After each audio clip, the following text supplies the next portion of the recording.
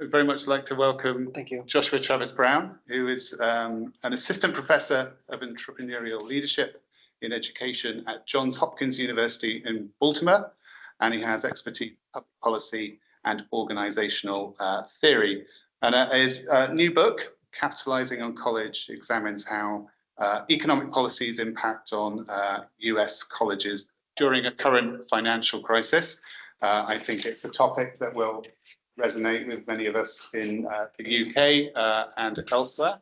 And I'm really looking forward to Josh's talk. So I will hand straight over.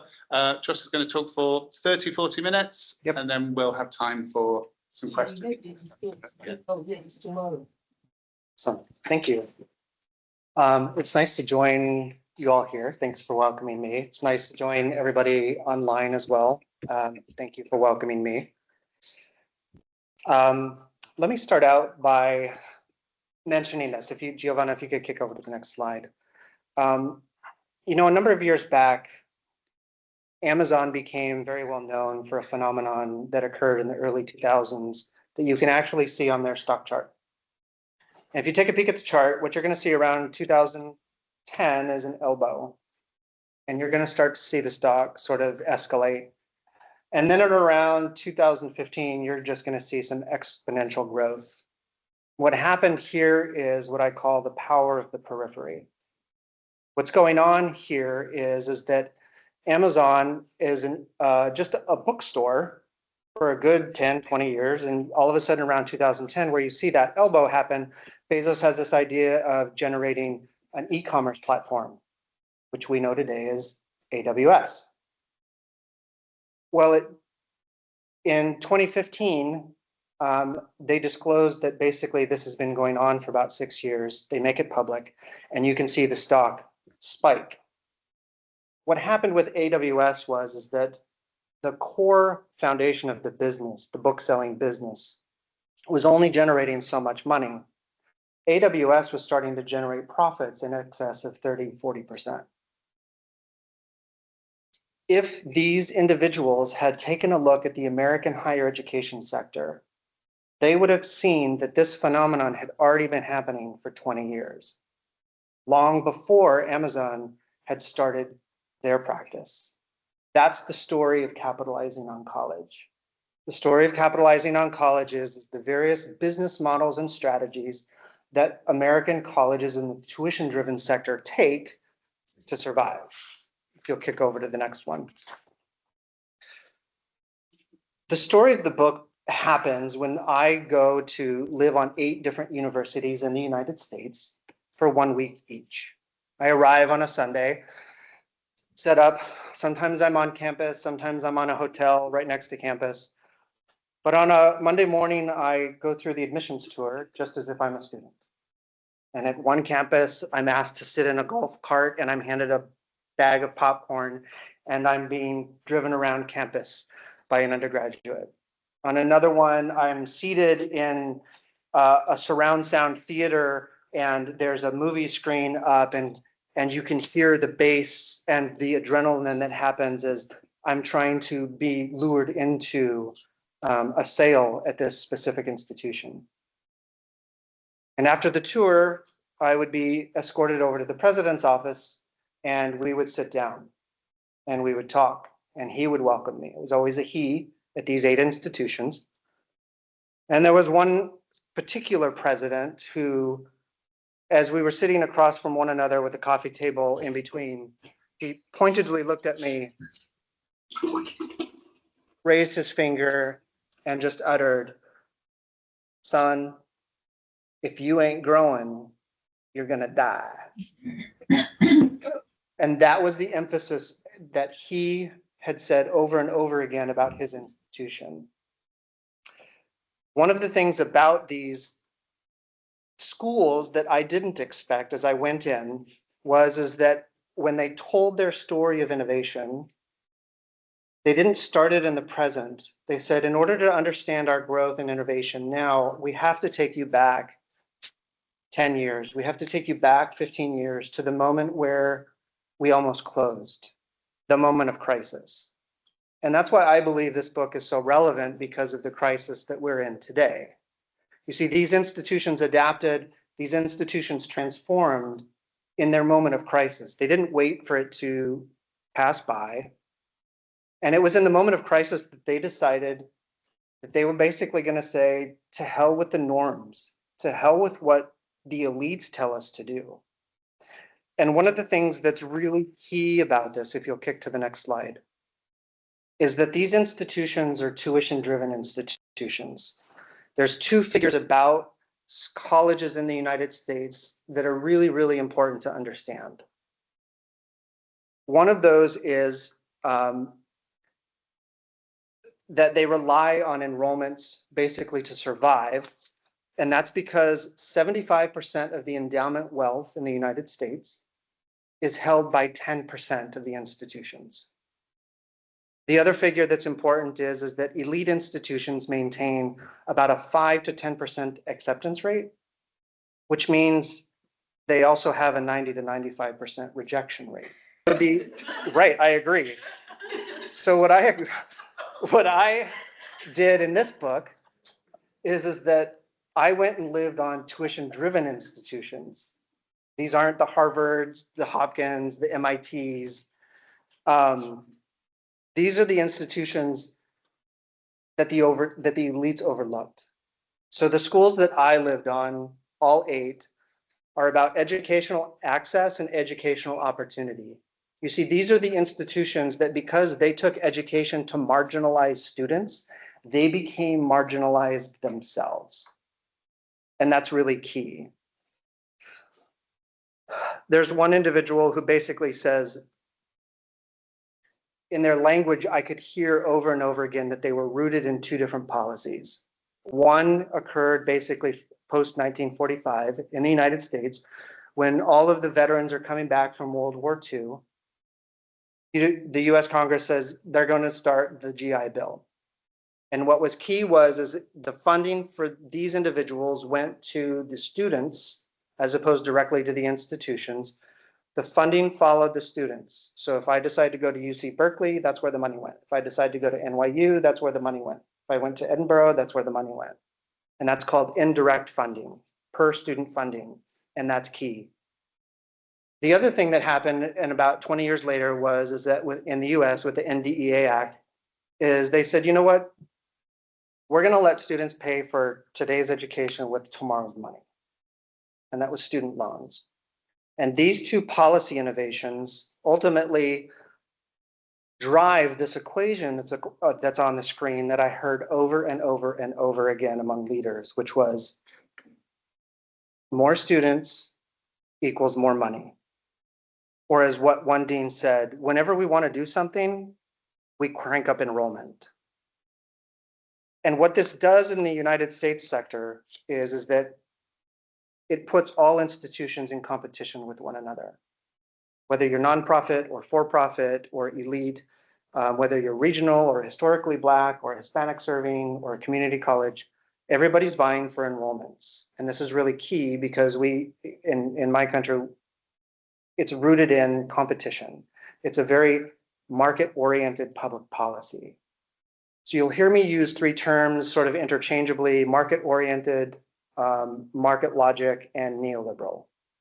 And so those terms, regardless of, and I know there's various opinions on when to use those and not, but I use them interchangeably because I want to sort of rise above the debate and just say, look, there are market policies that are governing our public sector. And what I try to show you is the implications of those policies at the organizational level. And that's what's key, and we'll come back to that at the end. Can you kick over to the next slide? Now this is really important. During the pandemic, there's an excerpt, and before I dive into these tuition-driven schools, I need to differentiate between the elite and the tuition-driven. During the pandemic, if you go and you read the Harvard Crimson, the student newspaper, and a letter from President of Harvard at the time, there is a quote, and it's a really important quote. It says, "Our major sources of revenue, tuition, the endowment, executive and continuing education, philanthropy, and research support are threatened." And we expect to see an increased demand for financial aid as the economic fallout from the pandemic begins to hit family budgets. You see, these were the 5 areas of focus that were on the Harvard president's mind.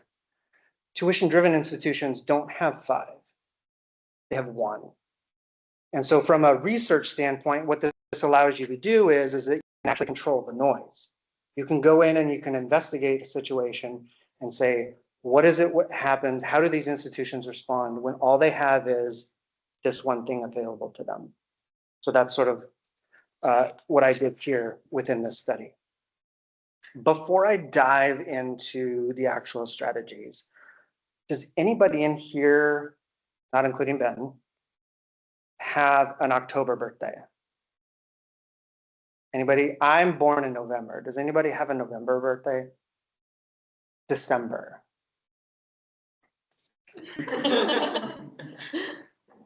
January? Wow. Let's go with February. I've got 2. Let's see who's closer. Which date? 2nd? 16th. Let's go with the 2nd. I've got a early happy birthday present for you. Here's a copy of the book. Yes. Yeah. So, yes. Nice. All right, so let's do this. Let's, if you'll kick over to the next slide. Sorry, I forgot to mention. So here's the tuition. So let's talk about the first strategy. Kick over to the next. We're on slide 5. So with regard, when you go through the book, what you're going to find is you're going to come up on the first strategy. There are 2 institutions in the book who try to adhere to this strategy, and this is what the elite institutions maintain.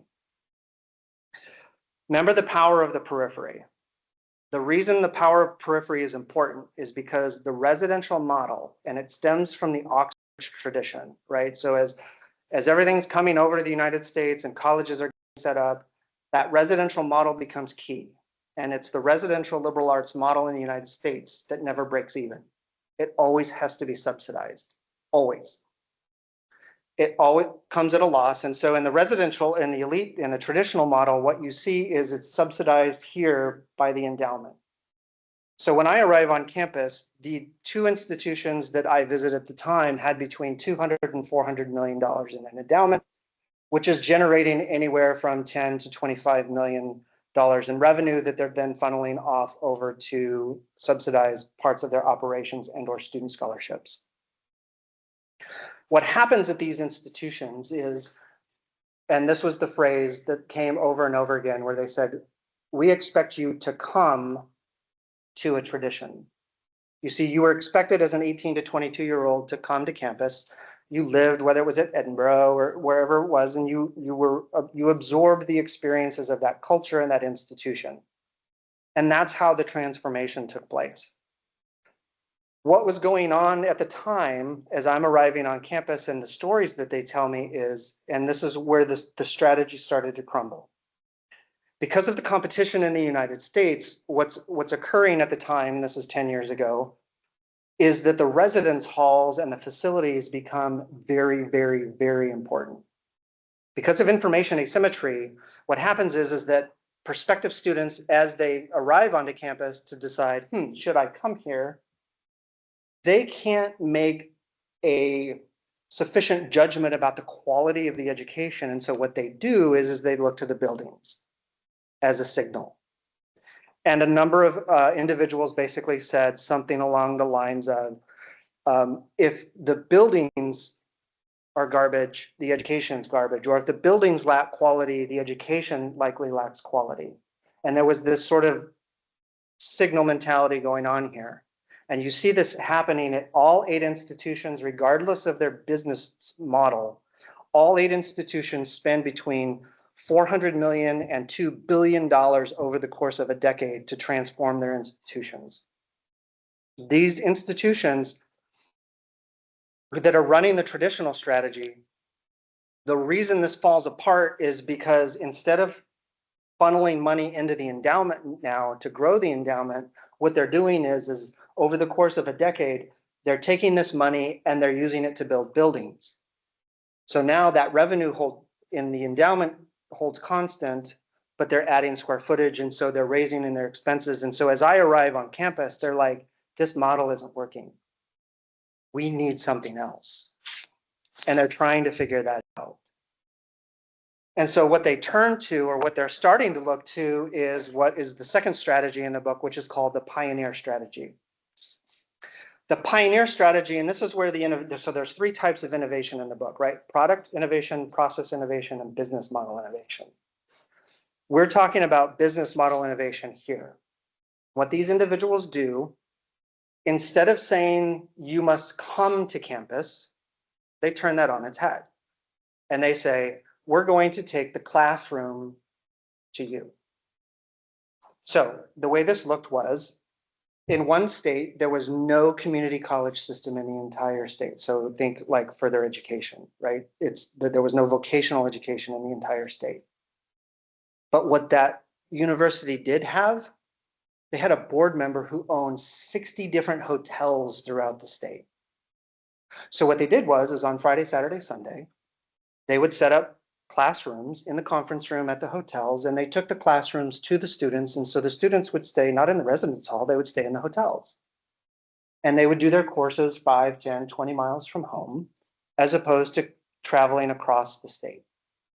The classrooms were taken to them. At another institution, there were first responders, firemen, policemen, paramedics who needed training. The university set those up in high schools at night, all throughout the metropolitan region. There was another institution that was invited by the Department of Defense in the United States to set up multiple campuses on military bases. They were the only ones to accept, but they were the ones that were in crisis. And so this is what's key. These institutions, the pioneer institutions, jettisoned the norms of higher education. They jettisoned the traditional strategy in the moment of crisis.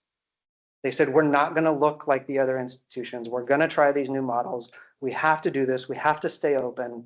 We need to sustain our mission of educational access and educational opportunity. And it was in the moment of crisis where they actually developed the courage to finally say, you know what, we're going to try something new. And so one of the key things here that I need to explain, so there's 3 new terms in the book that didn't exist in the business literature that I had to come up with. One of them is called margin capitalization. You'll see on the screen where the students in the periphery, right, whether they're in the hotel rooms, the classrooms, the shopping malls, or the military bases, that's where the money's being made, just like Amazon. So this is occurring 20 years ago. So what they do is they pull that money from the shopping malls, from the high schools, from the hotels, and they use that money to rebuild their entire residential campus to the tune of $200 to $400 million over the course of a decade. So and this is where the margin comes from, the profit comes from the tuition margin from the students in the periphery, and it is used to fund and capitalize the core. So it's margin capitalization. And that's a key term because the rest of the schools in the book all use this philosophy of margin capitalization. We use the students out there, just like Amazon, to pay for everything in here. If you'll kick to the next one. Now what happens is that, again, as I arrive on campus, the pioneer folks that were first movers in the last strategy, they had multiple sites, right? So if they did a hotel, they did 40 hotels, right? If they did a classroom, they did 20 high school classrooms throughout the area. But it was all multiple sites. The network strategy further innovates, and they do multiple types rather than just multiple sites.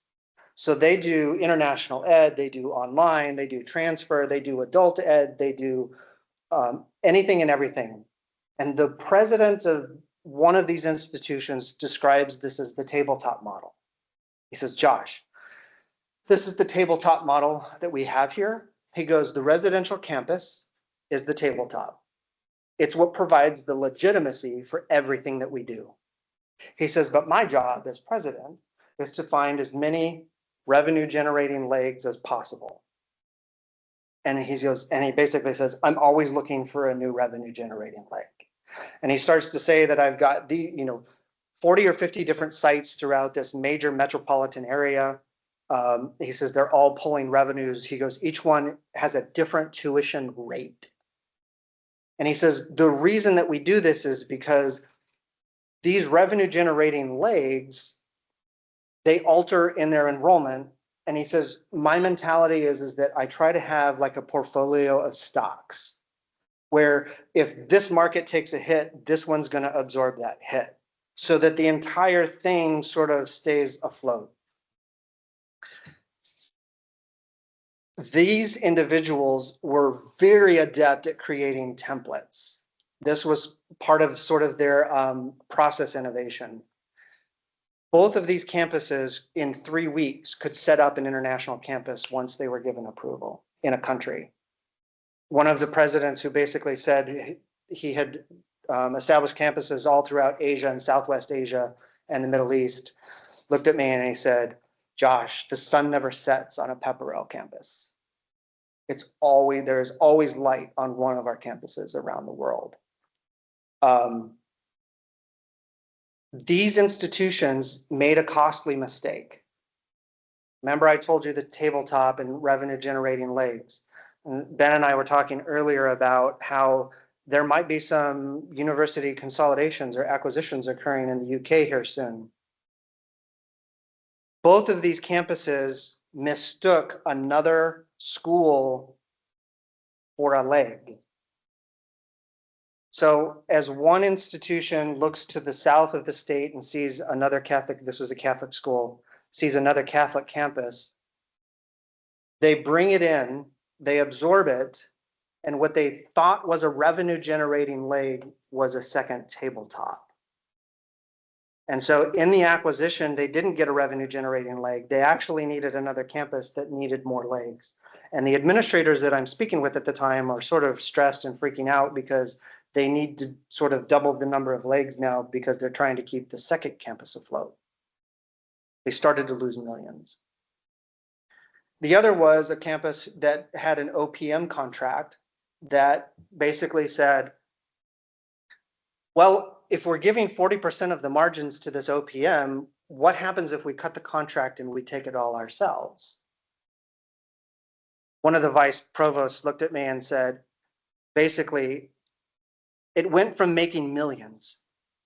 How much we got out there, that was substantial. And now it's shut down. Yet we still have Hartley to cover. We still have Farmington to cover. We still have all of the other places out there in Asia to cover. And we're so busy trying to calculate how to keep everything afloat.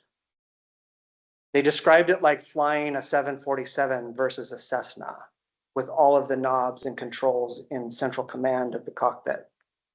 And these were very complex enrollment organizations, even though that these had started out as very small schools. But over the course of the decade, they had transformed. What these individuals in this strategy couldn't do and tried to do is they couldn't figure out how to take it to scale. And that's what the next school did. If you can click to the next. In the accelerated strategy, again, the power of the periphery. This is the closest one to Amazon. While everybody is pulling revenues in from the periphery to fund the core, what this institution does is rather than having multiple legs, this institution has one leg and they take it to scale.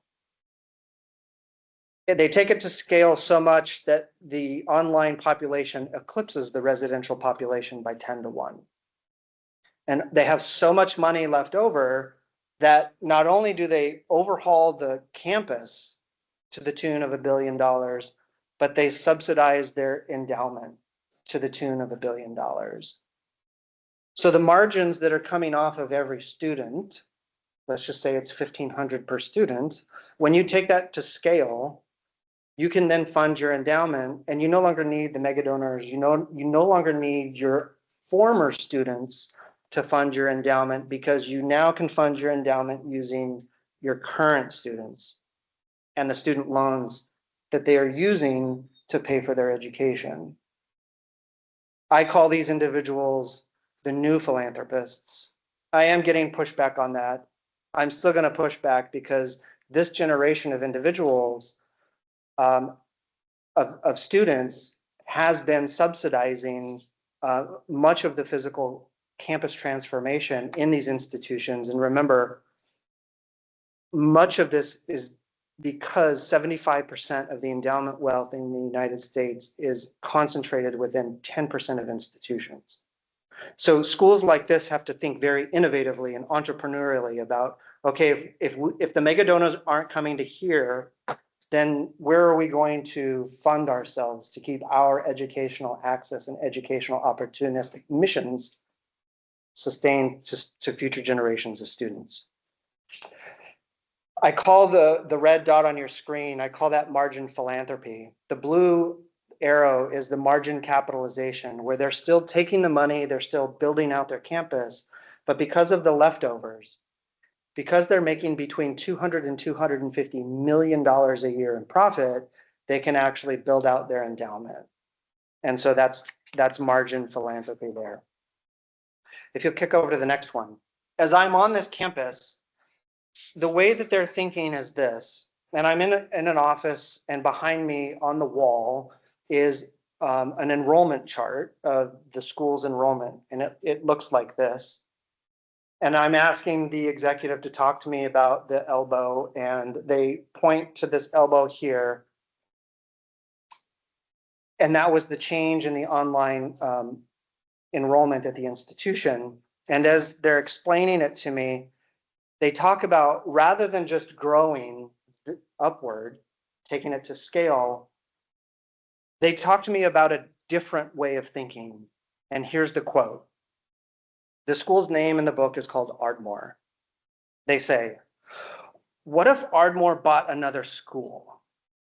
What if Ardmore took off with 200,000 Chinese students? We have to be ready. And we have to think about dynamic growth. Maybe it's through outsourcing of services. Maybe it's through the way we cluster things. Whatever it is, we have to think about, what if we had to double this place in a month? What does that look like? And that is very much in our thinking. And so what she did was she said, rather than taking something to scale more, what if we had more of these things, more of these,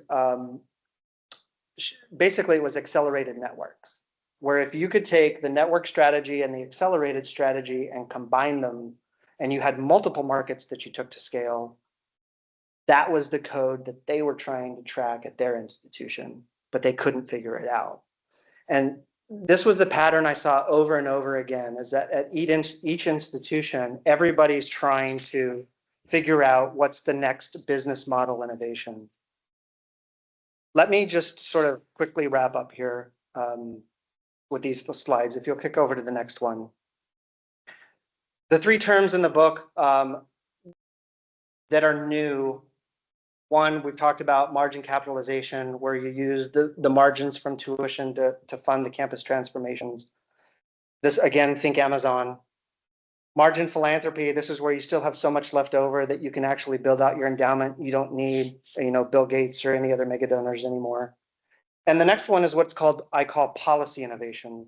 And a lot of times what we think about policy innovation, these institutions turned it on its head. Rather than having policies that create innovation, these presidents took policies and used them in innovative ways. So they would take a policy that offered funding, and then they would take another policy that offered funding, and they would converge them. So the way this looks in the United States is you get X amount of dollars per student, but there's another policy over here that says if you surpass 10% in Asian students, you're an Asian American institution. If you surpass 25% in Hispanic students, you're a Hispanic serving institution. And if you surpass 40% in Black students, you're a predominantly Black institution.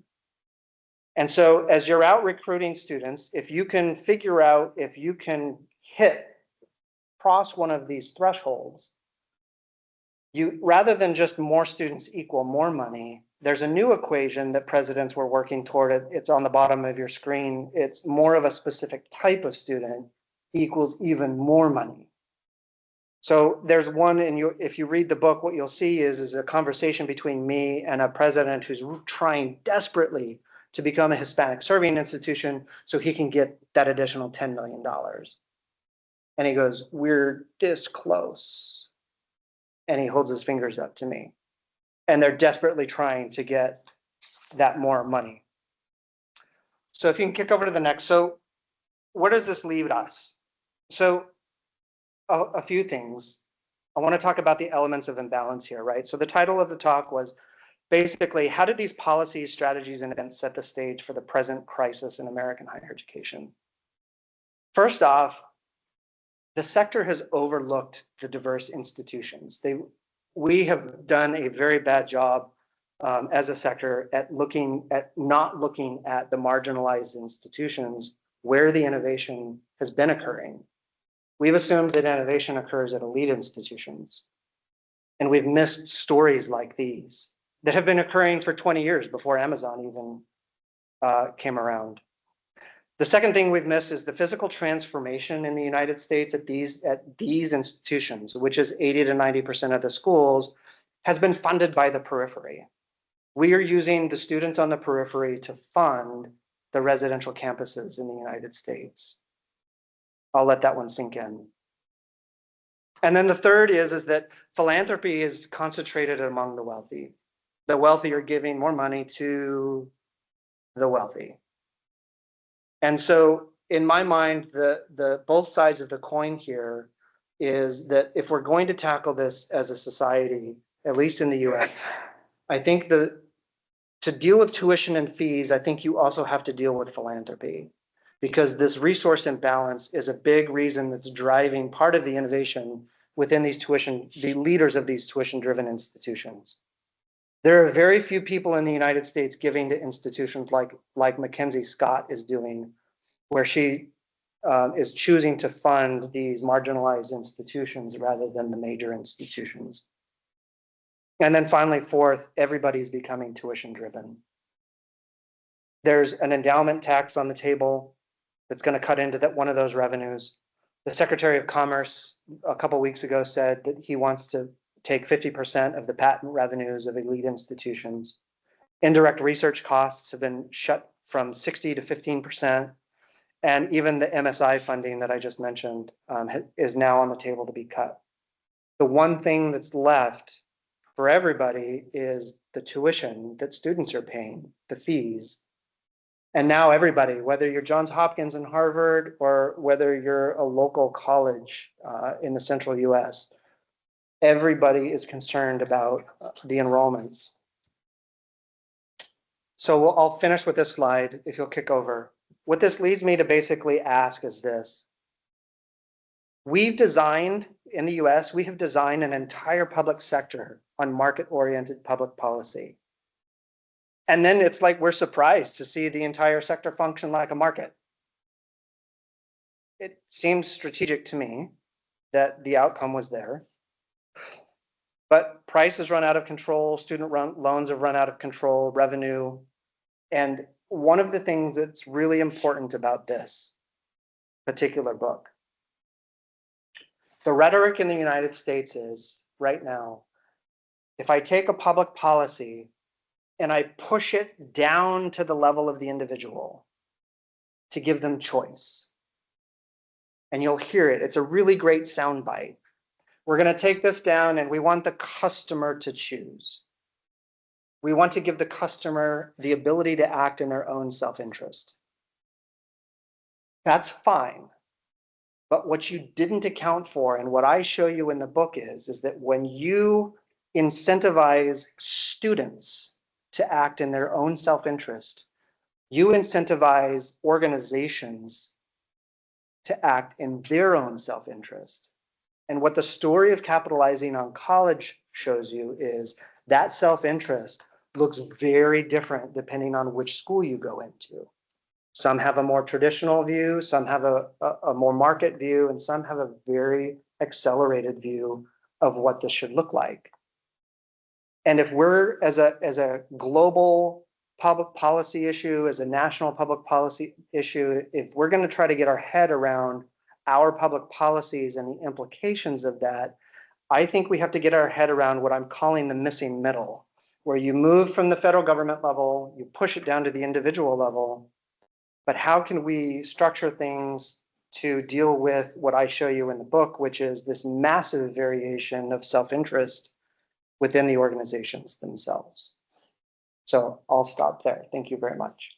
Thank you, Josh. Yeah.